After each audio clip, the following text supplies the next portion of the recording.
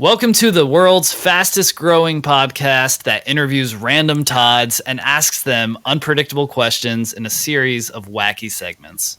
Here at the Toddcast, we believe every Todd has a story, and we want to hear it.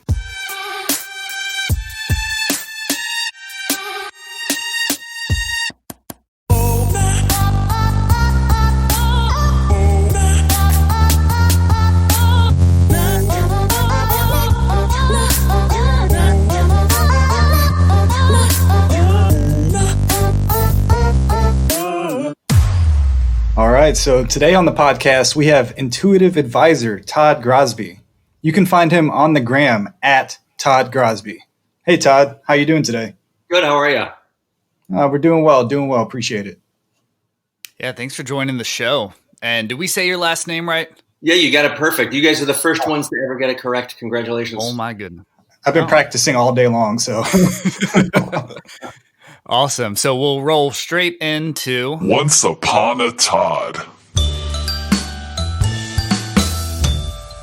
All right. So this segment's all about who are you, Todd? What do you want the listeners to know about you? We'll give you a little bit of free reign here and just let you kind of talk about who you are and what you do. All right, sure. Well, my name is Todd, and that's how you guys probably found me on the Toddcast. So I offer my services as an intuitive reader, and I call myself an intuitive advisor because I don't want to call myself a psychic. Essentially, I do the work that a psychic does, but I'm not a fortune teller.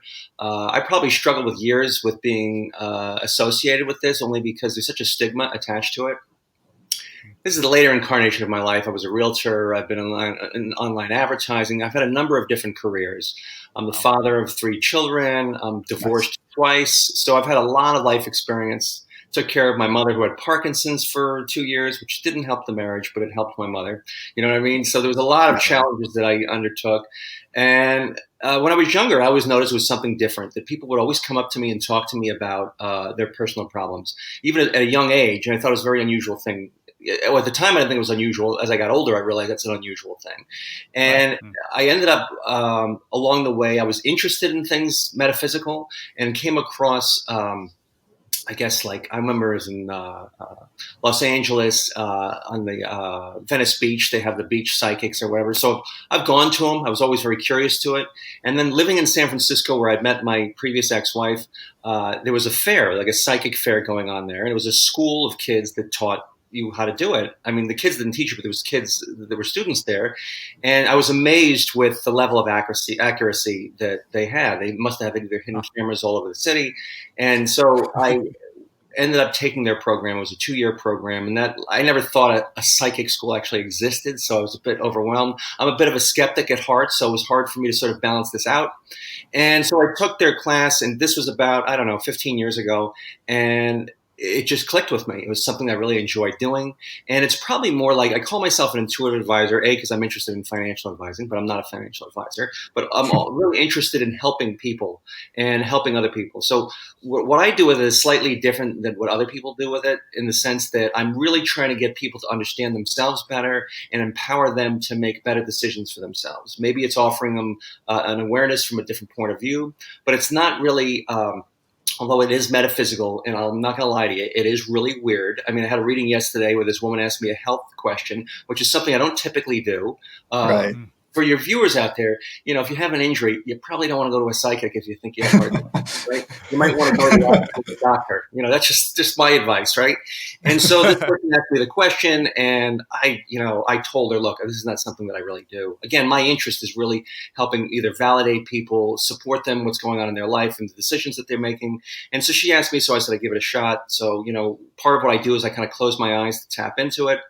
And, I've just had a sense there's something wrong with her hip and her leg. She goes, yeah, I got sciatica. And so even when I do this, it's a weird sort of thing. And the weird part about it was something that I struggled with, because I had a tough time identifying myself with being a, quote, psychic, because it forced me to either think that people was either going to think I'm full of it, right? Hey, you're full of it, that doesn't exist. And then you'd be perceived as being a fraud, or they'd be afraid of you because they think you're reading your mind all the time, right? And so there wasn't a whole lot of wiggle room in there, because it is an unusual field that's riddled with a lot of people that are somewhat questionable. And, a lot of the practices that people do with it, let's be honest, it's a little strange. Now, it's been around forever, and it's had this misnomer to it. The reason why I chose that name, Intuitive Advisor, is I'm really just giving people advice. That's it. People come and sit down. It's different, but I've always had a penchant towards psychology, so I'm a student of that. But ultimately, it's just helping people out. I could argue that intuition you can see everywhere. I'm a big fan of sports. I played basketball for years, and there's certain players you can see that just kind of know where the ball's going to go. It's not always a sense of like, hey, because I've seen 1,000 games, I've played 1,000 games. Sometimes intuitively, you just get a hunch and you go. I mean, Jeff Bezos, right, the richest man in the world, said a lot of decisions he makes at Amazon, business-wise, are based on intuitions and hunches, right? And you can see with Amazon Web Services, it paid off really well, that hunch, right? So some of these things defy explanation, and rather get stuck on it. And it took me a long time to be comfortable with it, to say, hey, this is what I'm doing. But now that I've done it, it's been great. I've gone online, obviously, because of the pandemic and because I have a previous experience in online advertising and whatnot. And it's been a great experience. So I'm trying to think if there's anything else you want, because I'll talk a lot. You picked the right person to put on the time.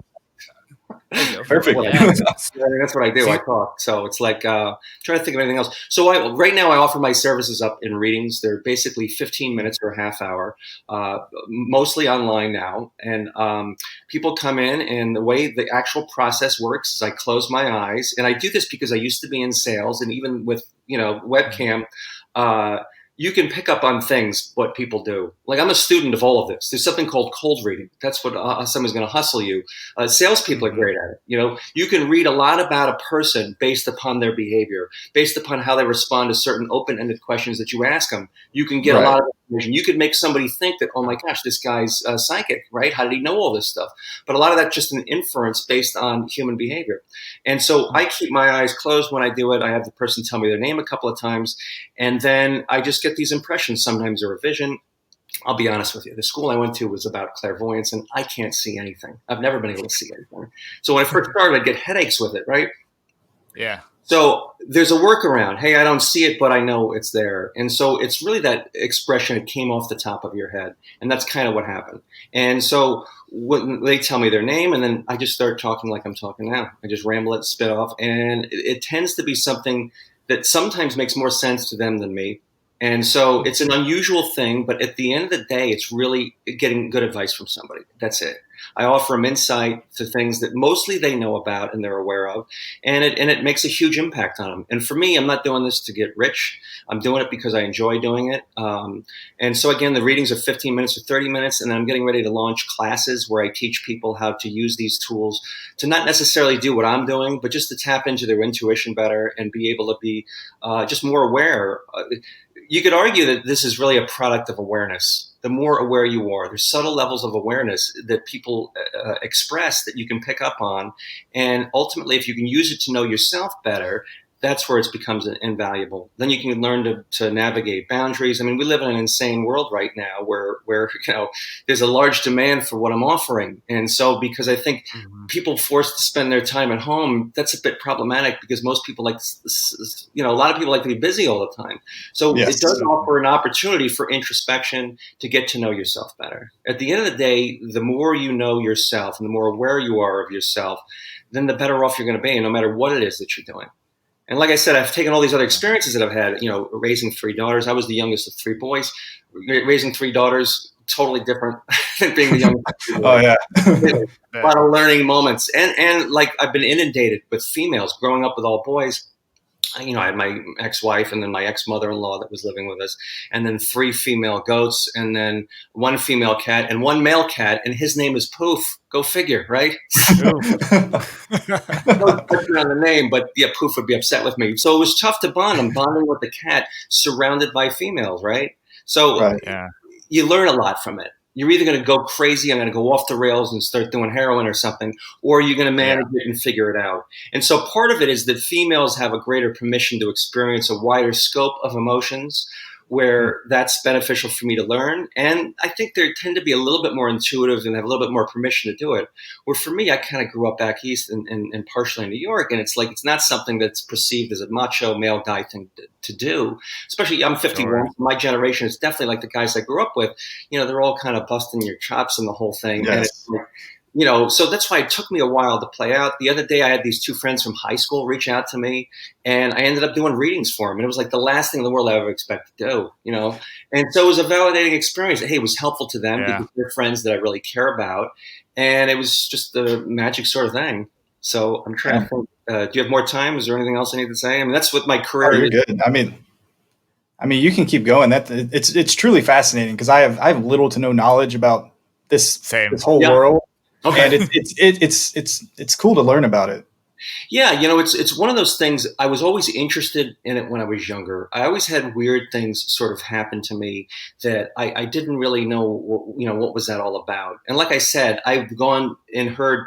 I had really crazy events happen to me as well. It was like I was married, as I mentioned once before, when I was much younger. I was 25. She was 7. It was really awkward. I had to get her parents' permission and sign. No, I'm just kidding.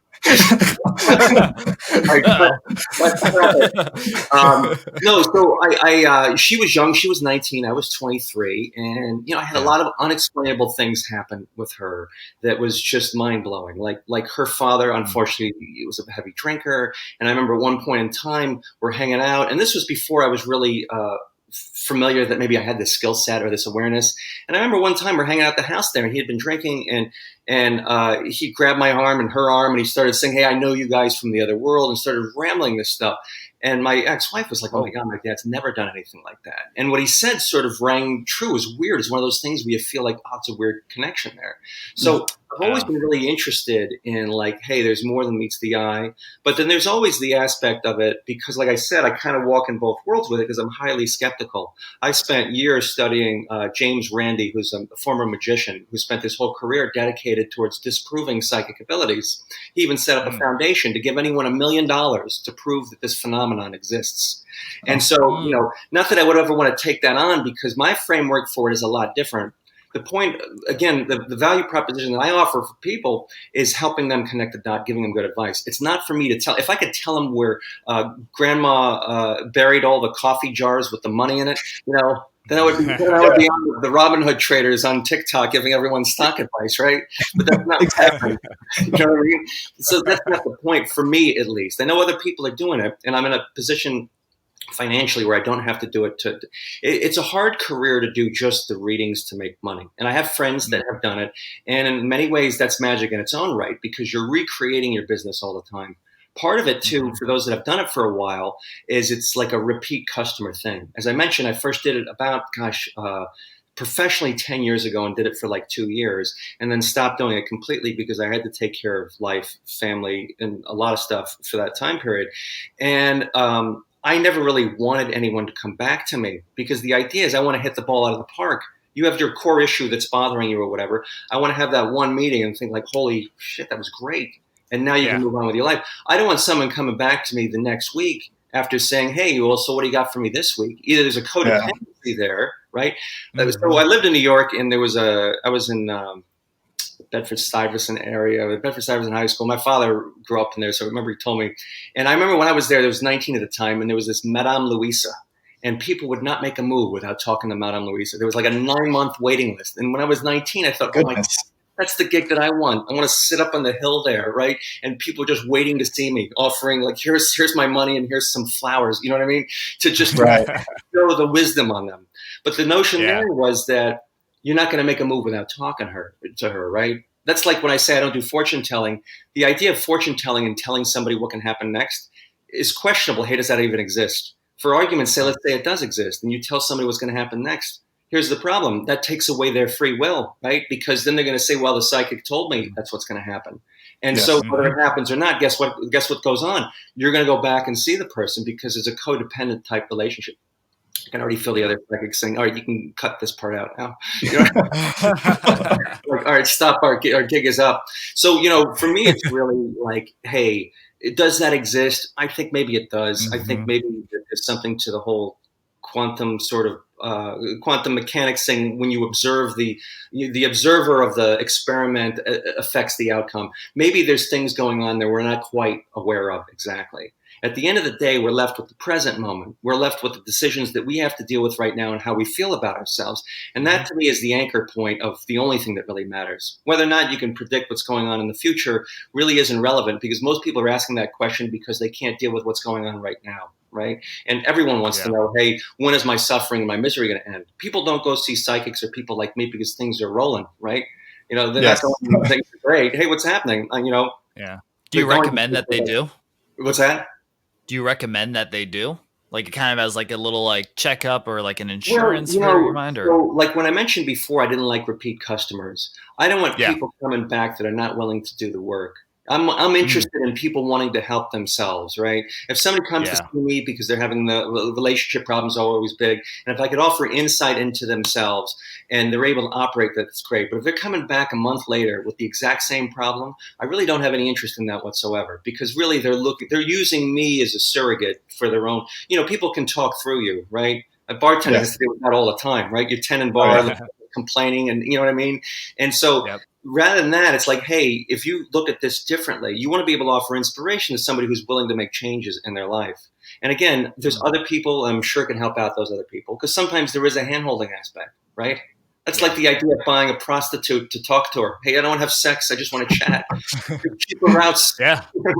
You don't have to do that.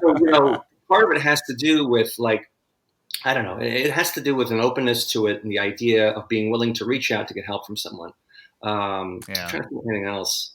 The first job I ever had was with the Denver Nuggets, which was really cool. Big sports fan. I was a nice. Wow. That's pretty sweet.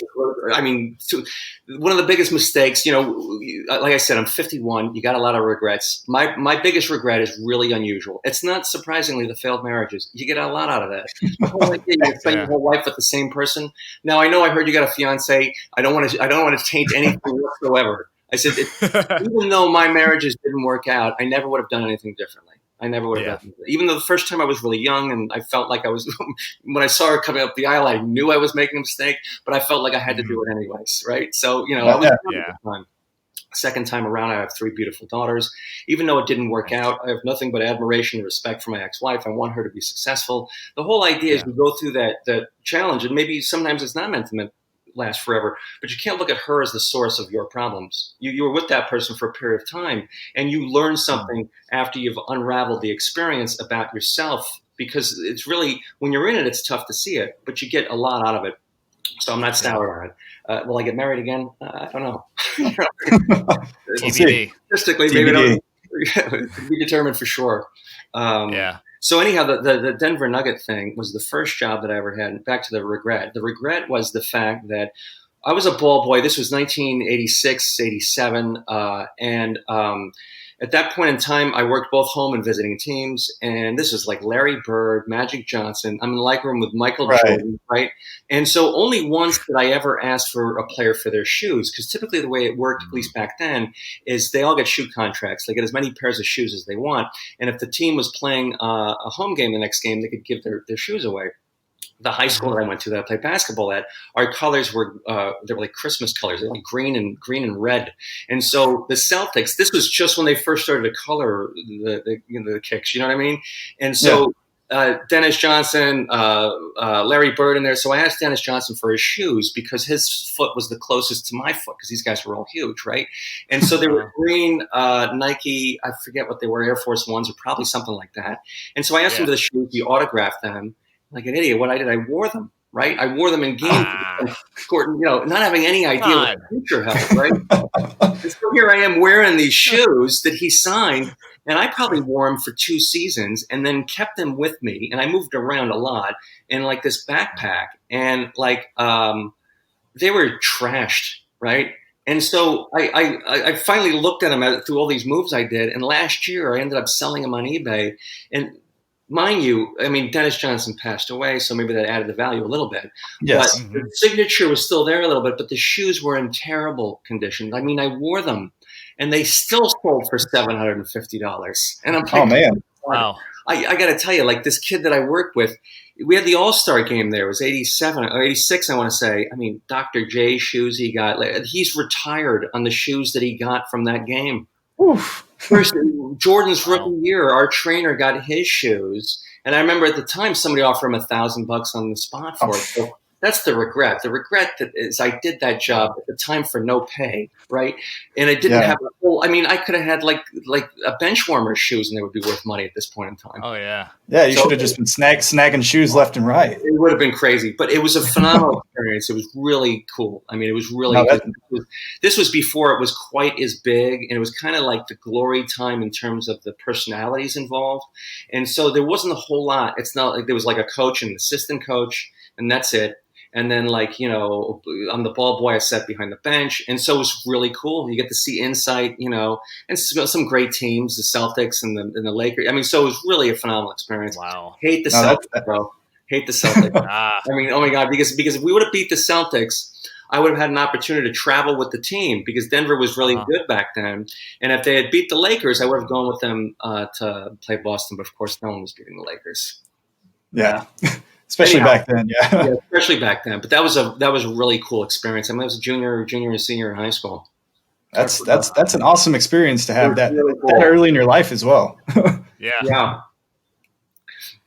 I'm trying to think. After that, I lived with a self-made millionaire in Manhattan, which was also a really cool experience. And the interesting thing about it was this was right out of high school. My father told me this is a business partner of his. He's got his own mansion in Bronxville, New York. He's got his own business. You'd live with him and take the limousine into Manhattan every day. When he first told me, I said, no, I don't want to do it. It's like, you don't want to live in New York with a self-made millionaire and go in a limo into Manhattan every day? And I said, you know what? I think I do want to do it. Maybe I just wasn't listening. I changed my mind. And he was a very generous person, and it was another phenomenal experience. I don't know how tangible it was to live like the lifestyle of rich and famous with in the intern salary or whatever. But it was a phenomenal experience, and they were very kind people. So that was really cool too. And then, like I said, the last 10 years was domestic. I took care of my mom who had Parkinson's. I was caregiver her for 3 years. That's something else that you don't know about until it happens, right? You got your parents. I didn't really experience much death in my life or tragedy. I was very fortunate. My parents were great people. And then, my father passed, so I took care of my mother. And then, Parkinson's is tough. It's a tough illness. And so to caregive for your parent is a transition from being the child to the parent. You become the parent. And it's pretty crazy. Yes. I enjoyed doing it. It was great to give back, but it was really hard, especially considering the marriage wasn't working. I got 3 young daughters. I got the goats crying for hay. It was a nightmare. You know what I mean? So it's like, it's a lot of pressure. But, it worked out really well, and I got a lot out of the experience. I didn't go off the rails, and I feel very fortunate for it. Yeah, I think that's it. I can't think of anything else. Is there more? Mike, I'd be impressed if there's more. That's crazy. That's right. So is basketball? Is that your sport? Are you're a fan of all sports? Well, I love basketball. I played the claim to fame, of course, with the Nugget thing was phenomenal. But then I played high school, did not play in college, went a different direction in college, and then. My kids who went to Waldorf school, which is a different type of education, I got the opportunity they asked me to coach basketball. I had never even crossed my mind. I'd been playing rec league basketball, which was the claim to fame because we won 3 championships. Yes. You know what I mean? I had the rubber no big deal. Buddies, right? And so then they offered the coaching position to me. And this is middle school. This is 6th, 7th, and 8th graders, the girls. And so I ended up doing that for like 7 years, and it was unbelievable. It was a great experience. Well, because I'm very competitive. And so this whole idea of, the girls' games, I mean, it's just totally different. I figured I had daughters. Maybe they would play. None of them have ended up playing, of course. And I was trying to balance it out so, you don't have to play. I know I'm the coach. I'm a big fan of, letting them create their own future. Just because I'm the coach doesn't mean you have to coach, you know what I mean? Or have to play or whatever. And so we had one game where the final score was 6-7. Now, mind you, I've seen a lot of phenomenal games in person, on television, college, etc. But this was the best game I'd ever seen. I'd never seen anything like it. It was like watching a hockey match. And I was coaching it because what girls do is they naturally work really well together. Guys will play pickup ball, and they'll play all the time. At a girls' practice, you got to get them to start playing. They're just chatting in their circle, but they collaborate a lot more. I mean, at the end of the game, as a guy I know, dude, I almost had a triple-double. Like, no, you didn't. You weren't even close. Whereas girls, they never ask for the scorecard at the end of the game. Yeah. There's no thought to it. So it's such a different mindset. And so, like, this game, their defense was amazing, just scrambling all over the place. And the final score, like, we won 7-6, and it's like it felt like a playoff game. It felt like Game 7, you know? That's insane. 7-6 in basketball. Yeah, because we won 2 championships too. It was also incredible there too. And 2 of the girls had won 2 of them. I told you, I said, look, you're going to think I'm silly. You think this is middle school. But winning a championship at any level, at anything, is a hard thing to do. You're not going to hear me, but you're going to remember this because the rest of your life is going to be miserable. I know this because I'm psychic. No, I'm just kidding. You know what I mean? Oh, thanks, Mr. Grosby, right? So, no, it was like just an incredible experience. And even at that level, it was an incredible experience. Of course, it always made me wonder, like, I wish I had my college degree to go on and coach at different levels because it was so entertaining. But, you know, at that level, it's a little different because for them, especially at that school, a lot of them, that's their only group sports experience they're ever going to have. And you had like 2 kids that play and the rest of them have no idea what they're doing. So it's this marriage between them for this one encapsulated experience that they have there with really none of them continuing on with it, you know? So I was really fortunate to be able to do that. And then cross country, I started coaching cross country there. Oh, very nice. Oh, wow. And that's about it. I had to retire from basketball. I partially torn ACL, and I thought retiring was a good idea to start running ultra marathons, which was not a good idea. Oh, yeah, sure. I was pretty much brought back down to earth with that not going to happen. Yeah. Is there a sport you would not coach? I would feel more comfortable to coach what I know. So like cross country, I know. I feel like I could help. I would be an assistant coach to whatever sport. I don't care. I don't know volleyball. I don't know a lot of other sports and how to coach it.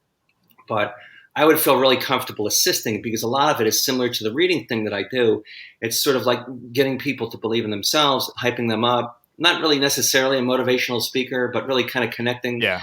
I can tell you, I mean, as a father of 3 daughters and coaching all these kids, the number one thing I think you can offer is really just caring. It seems unusual, but if you actually care and give a shit about what the kids and what they're doing and where they're at in their development, that's huge because most people are too busy and they don't care. And in many ways, you hate to look at it this way, but for some people that could be a strategy. Hey, how do you want to be successful at something? Well, find a way to convince yourself to care about it. Right? Because if you care about it, then you're going to be more emotionally invested in it. And then magic might happen. Then you might buy into it because the whole fake it till you make it can work. You know, if you can be passionate about it and really care what the outcome is for these other people, when you connect to them, that's a huge experience. So I don't know what other, you know, maybe competitive video game playing. I've always been a video game player. I could like sports. Oh, okay. Respect. Right. All right. So I think it's time to roll into the next segment.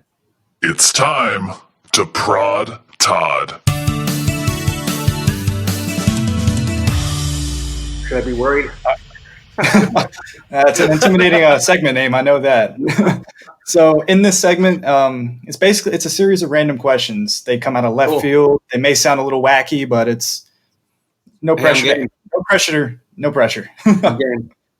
All right, so rolling into the first one. Pineapple on pizza. Pineapple on pizza is cool. Is that what you asked me, or was it pineapple or pizza? Pineapple on pizza, yeah. I want to ask pineapple or pizza. Yeah. Which one would you rather have? I'd rather have pizza. Yeah, same. Makes sense. Good call. Yeah. Good call. All right. Do you have any secret talents? Gosh. Other than mind reading? Let me Not so secret anymore. Not really a secret.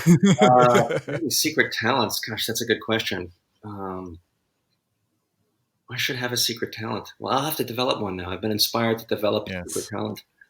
It's so secret you don't even know it right now. That's right. Behind the ether, so I have no idea. I don't know. I got to jump in that question. Yeah. All right. Oh no, I was going to circle back around to it once my mind starts churning. Oh, okay. Perfect. Favorite constellation? Orion. All right. Respect. That's probably one of the constellations that I know. Yeah. It's like that in the Big Dipper, right? Yeah, You could have said anything. I was going to say Vega, but I don't think that's the constellation. I think it's the star in the constellation. So I'll have to stick with Orion on this for 20 points. Nice. 20, perfect. This one comes from a member of the Todd Squad at Jordan Boyle. If you could be an insect, which one would you be and why? I think I would be a praying mantis because I got to say the gear alone is very daunting. I saw a baby praying mantis yesterday. I just thought, like, what other insect is not going to be totally intimidated by this, right? You probably don't even have to do a lot of killing. You can just show up with the big, So I would say the pincher arms they're so intimidating. They're very intimidating with the eyes and the whole head. They're very majestic. Yeah, they can. I think they can eat like full birds and stuff. Like they've got some. There's videos out there. I think I saw one eat a lizard on a video once. Yes, amazing. It was pretty intense. That's pretty gnarly. Speaking of the outdoors, 3 things you'd want if you were stranded in the forest. Hopefully, you don't encounter any praying mantises out there. Gosh, this is going to expose my lack of survivor skills. I think water for sure. Water seems like a no-brainer. I suppose I would need a knife. And probably some Molly. No, I'm just kidding. God, never-ending forest. Oh gosh, a knife, water, a pillow. Yes, ooh. I'm surprised you went with knife. You went with knife over gun. Well, I would have gun and ammo, right? Because I'd have to use that in my last. I don't know. You would get one. You'd be getting one magazine clip. So use it wisely. Then I would choose gun, absolutely. Because, like, what am I going to stab praying mantises? You know what I mean? It's like I'm not taking on a bear. If I can't even figure out what to do survival-wise, it's definitely not going to help me out with a big knife. It just sounded like the survival thing to do. It was. I would have said the same thing. I'll definitely replace the gun, and I would choose an AK-47. I'm not a good shot. No, that's cool. All right. So do you say data or data? Data. I interchange it for whatever reason. Data. Yeah, I say it both ways. It depends on what context I'm using it. Yeah, I think it depends. It depends. Let me look at the data. I think maybe data is maybe what? Is that a little bit more sophisticated, or is that just maybe east? If I'm back east, I say data. See, I feel more sophisticated when I say data. Huh? Interesting. Yeah. Interesting. It's all about perspective, I guess. Well, the data suggests. Yeah, there you go. No. Yeah. Yeah. So wrapping it up with Will Ferrell or Adam Sandler? Adam Sandler. Oh, nice. Yeah. So I have another. I'm going to throw another just off the wall question here. Do psychics ever go to psychics? And if so, how do they feel afterwards? Do they just go there and like critique them? No. They absolutely go for, well, it's tough to tell, right? I've been online with this now, so there's a lot of people that are saying that they're psychics and they're mediums, and a lot of them come out of the woodwork.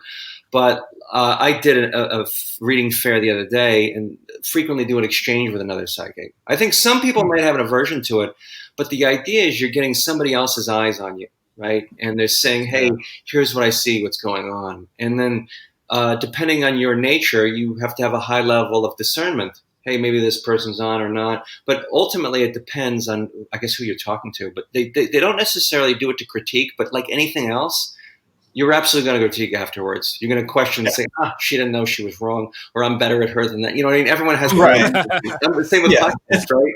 People listen to Joe Rogan. Joe's killing it. Oh, I could do better than him. You know what I mean? And then you get out and try it, and it's like, this is taking a little bit more work than I thought. You know what I mean? No, I think we've done it already, right? You're there. You guys have arrived. Joe Rogan-esque. Yes. Okay.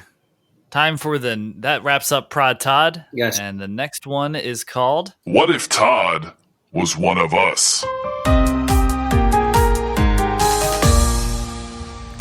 All right. So here's a little segment that we give you a scenario that one of us or a listener has been through, and we want to know, what would Todd have done in this situation? So I'll read it for you here. I had to ship a package the other day, and as I was walking up to the post office, I realized I left my phone in my car. Okay? So as I realized this and was ready to head back to my car, the lady in front of me began to hold the door open for me. So I made eye contact with her, smiled, and then I just turned around to go get my phone. What should I have done, Todd? Should I have just been without my phone and taken the lady's kind gesture? What would you have done? I think you made the right choice. This is a very Larry David-esque question. It's like me personally, what I would have done is I probably would have told her and over-explained it because I got a little Larry David in me and would have said, hey, I see you're holding the door open, but I don't need you to hold it anymore. But if you want to wait 5 minutes, I got to get my phone and you can keep holding the door and I'll be right back. You know what? I think you probably made the right choice. She'll get over it. See, and like in this situation, I have, I guess, social awkwardness. Yeah. I would have probably just went back to my car and drove off. I wouldn't even ship the pack. I would have just went back home. I'll try it again tomorrow. Like this has ruined me. A lot of it's eye contact. A lot of it is if you see the other person's eyes and you see their face, you decide in that moment, is she worth it or not? And you might see that look. You might see maybe she's sorry to the name, but maybe she's a Karen, and you're thinking, you know what? I think she can, she can take one for the team today. Yeah, she'll post on Facebook later. She'll post it. I can't believe it. I opened the door and he left. He didn't even tell me he left his phone in the car. Yeah, she's gonna follow you to your car on Facebook Live. Just exactly, screaming at you. Wow. Well, thank you. Thanks for letting you know what you would have done if you were one of us. That brings us to the next one. That's odd, Todd.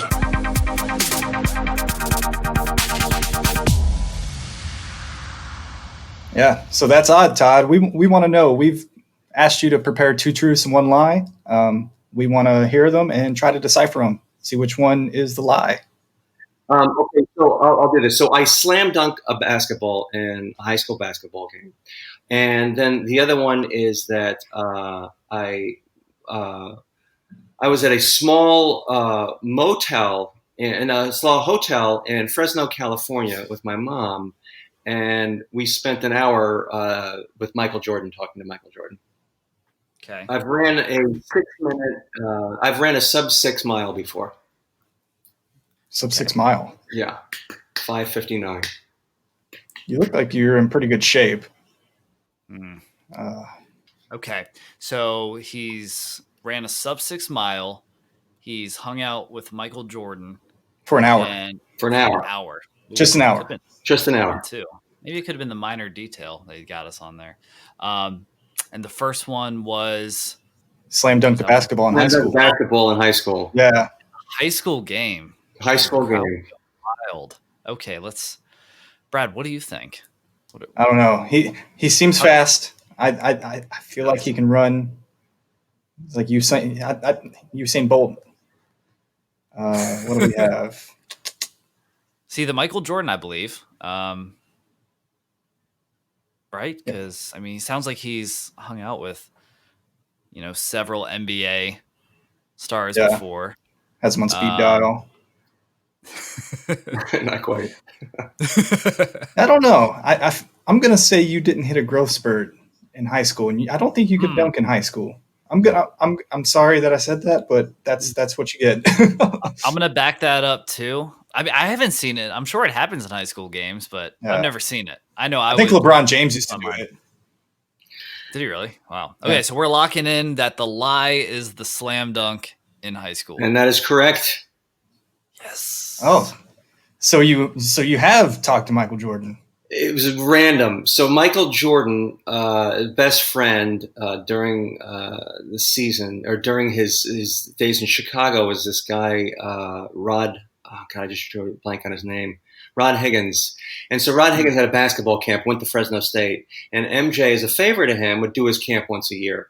And so we had just moved there, and we've moved around a lot when I was younger. We were staying at a hotel, and we get there, and my mom is, somebody's holding the door for my mom, and it turns out it's Michael Jordan. And this was like in the That's insane. It was insane.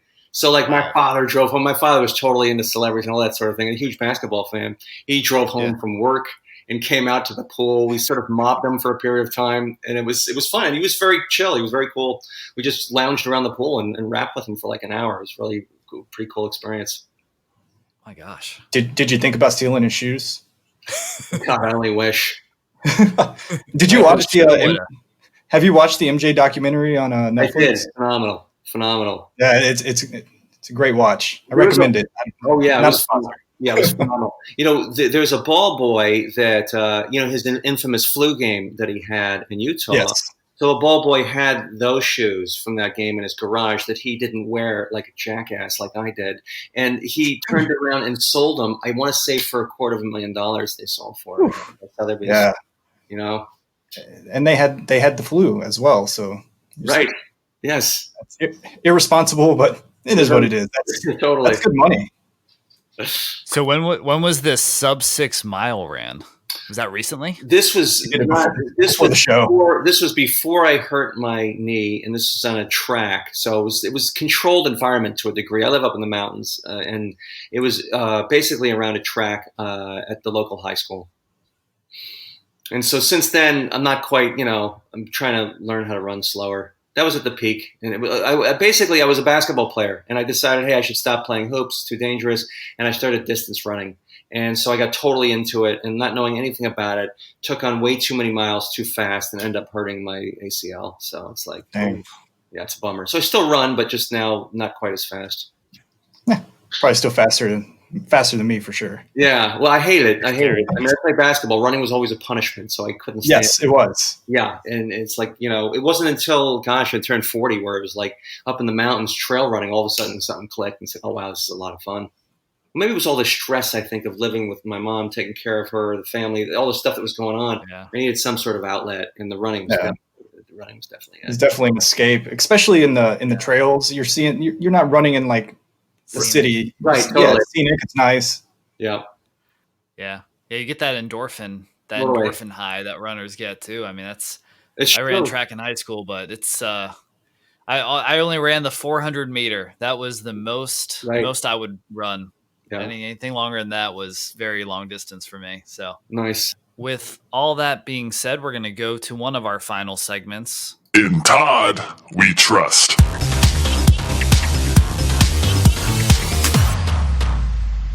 All right. So to round out the episode, we'd like to ask you, Todd, for one piece of advice that you would like to leave the listeners with, a little nugget of wisdom. You've dropped several of them already. So what's one thing you'd love to leave the listeners with? I guess with the idea that, try to pay attention to your emotional well-being. I said that how you feel about yourself is probably more important than anything else than you'll ever contemplate. Because if you can feel good about yourself and connect to your own emotions, there's this concept called self-empathy, and be compassionate towards yourself. Sounds cheesy or whatever, but it really gives you the ability to be able to be okay with whatever's going on with you, to experience the emotions that you got, connect to them, and there's strength and power in it. I know from a male point of view, it doesn't necessarily, there's not a whole lot of permission for it, but I think if you can connect to your own emotions, give yourself time to be able to be careful and considerate of it, I think it makes your life a lot easier. And it does require a little bit of work. I mean, when I first entertained the idea, that it wasn't something I really thought about, and it's made a huge difference. So I hope that helps. And you guys are, phenomenal podcast. I do listen. I've been curious to, I haven't heard yours yet because you guys are just getting started or whatever, but I've heard a lot of different ones. Broadcasting goes in my family. My brother was a sports broadcaster in Seattle for 25 or 30 years almost. And so I'm very familiar with it. And I think your show is great. I think you guys have done an excellent job. Even getting I really appreciate that. Yeah, I mean, really awesome. I mean, the bumpers, the whole nine. You guys are doing it. We appreciate it. It's time to give a nod to Todd.